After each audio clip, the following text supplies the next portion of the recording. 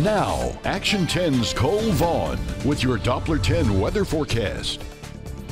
Zero visibility. I'm going to lose my scarf here.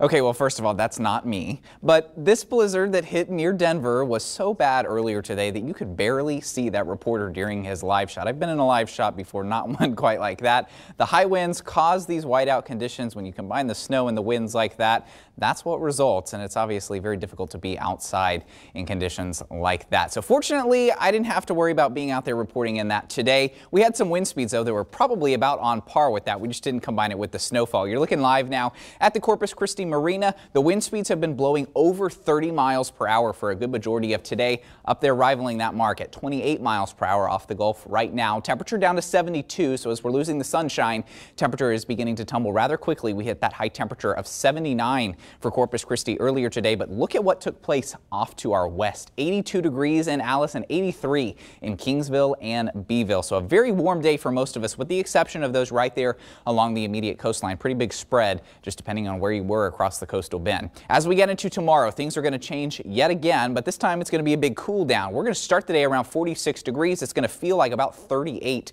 tomorrow at 7 a.m. So when you're headed out the door to school, to work, you're going to need a jacket, probably a windbreaker, and a hot cup of coffee. 51 by lunchtime. We're at 56 by the afternoon high. We do start to see more sunshine later in the day, though the morning is likely to still be cloudy and very windy out there. So you're looking at Doppler radar now. Things are overall pretty quiet for most of us. We've got a little bit of rain trying to sneak onto the radar off to the west, but the rain that we're expecting for tonight is actually yet to develop. That's going to develop once the cold front moves a little closer to the area.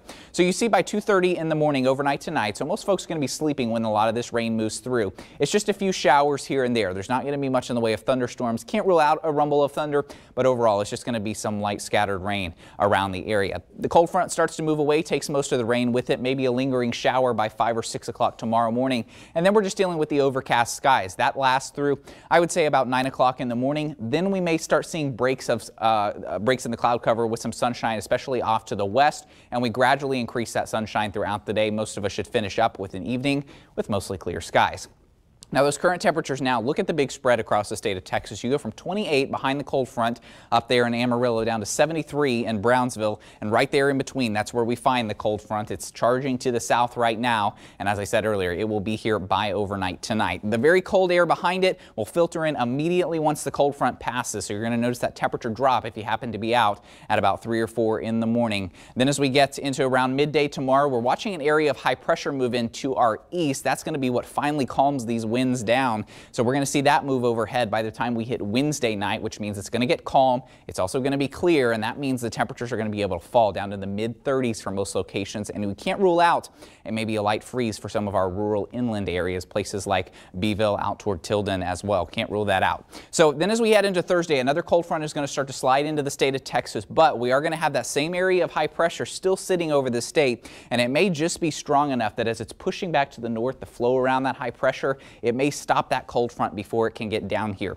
Regardless of if it comes through or not, there's not going to be a huge change in our weather conditions. We may barely see that wind shift if it were to move through for Friday, but that's going to be about the only change that we see. So high temperatures tomorrow, 56 in Corpus Christi. Most areas should be in the 50s with the exception of folks off to the west. You may see a little more sunshine earlier in the day, which could warm you up closer to the 60-degree mark. Tomorrow night, that's when things get chilly, though. Look at this, 35 in Corpus Christi. I don't expect any freezes here in the coastal counties, but as you move a little bit further inland and off to the north, once again, Beeville, Tilden, you can't rule out a light freeze for some of those areas. Well, now it's time for your 7-day forecast, brought to you by AutoNation.